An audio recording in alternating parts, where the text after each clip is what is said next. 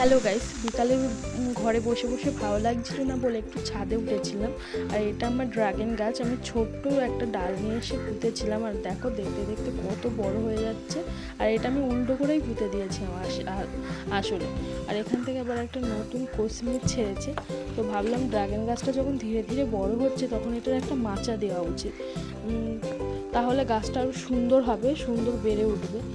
আর আমি যেহেতু বসে বসে কোনো কাজ পাচ্ছিলাম না ছাদে, ও মাচা বানাচ্ছিল, যেহেতু আমি কি করব তাই ভিডিও বানাচ্ছিলাম।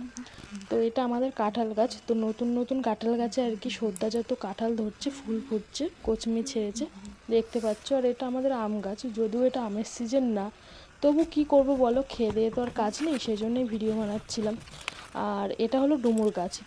প্রচুর হিউজ পরিমাণে এখানে ডুমুর ধরেছে, তোমাদের যদি কারুর লাগে তোমরা এসে নিয়ে যেতে পারো।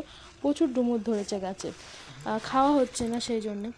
আর এটা আমি পেঁপে গাছ একটা পুঁতেছিলাম, তো অনেকগুলো পেঁপে ধরেছে, দেখেও ভালো লাগে। একটা ছোট্ট চারা গাছ আমি পুঁতেছিলাম, সেখান থেকে এত বড় হয়ে গেছে। আর এপাশে একটা কলা গাছ পুঁতেছিলাম, আমি আমার বাড়ি থেকে নিয়ে এসেছিলাম আর কি, তো প্রচুর বড় হয়েছে। তো যারা পুরো ভিডিওটা দেখলে কেমন লাগলো জানিও, আর দেখা হচ্ছে নেক্সট ভিডিওতে।